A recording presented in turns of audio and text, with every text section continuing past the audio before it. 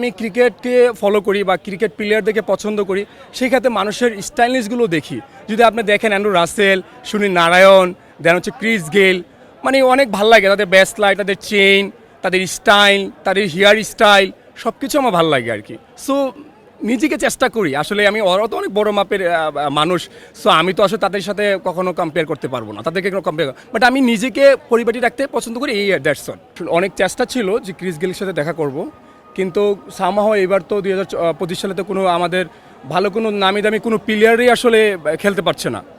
আর কেন খেলতে পারছে সেটা আসলে জানি না, কারণ আপনি যদি পূর্বের খেলাগুলো দেখেন, আজ থেকে 3 বছর আগে 2 বছর আগে অনেক নামি দামি প্লেয়াররা আমাদের বাংলাদেশে বিপিএল খেলতে আসছে, কিন্তু আমাদের পরিবেশ দিন দিন এত পরিমাণ বাজে হচ্ছে যে প্লেয়ারদেরকে প্রপারলি পেমেন্টও দেওয়া হচ্ছে না, যার কারণে হয়তো নামি দামি প্লেয়ারগুলো আমরা হারাই ফেলতেছি আর কি।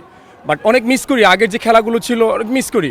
Babur Azam, Andrew Russell, Sunil Narine, Chris Gayle, Aaron Finch, Maxwell, তারপরে ডেভিড ওনার, কোথায় গেল সে আগের প্লেয়ারগুলো? কি এটা আমরা সবাই জানি, রাইট? আগের যে মঞ্চগুলো ছিল কি মাথানো মঞ্চ ছিল, গ্যালারিতে শুধু উল্লাস আর উল্লাস। হ্যাঁ, বোম বোম আফ্রিদি, কোথায় গেল আফ্রিদি?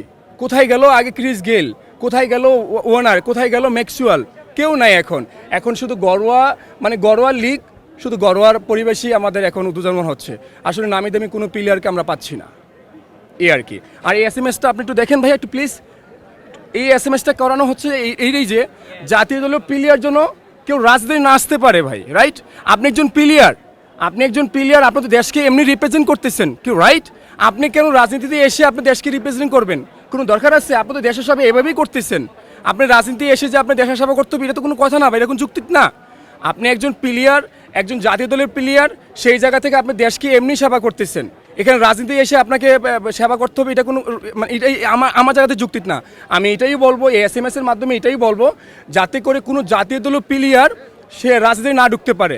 এটা বিসিবি থাকে, মানে যে কোনো বিসিবি থেকে আমাদের থাকবে, নির্দেশনা থাকবে, যাতে করে কোনো জাতীয় দলের প্লেয়ার সে রাজনীতি না ঢুকতে পারে। হ্যাঁ, তার যদি জাতীয় দলের খেলা শেষ হয়ে যায়, সেটা অবশ্যই নিতে চায়, সেই জায়গা থেকে তার যদি, কারণ প্রত্যেকটা মানুষের পার্সোনাল একটা পছন্দ থাকে।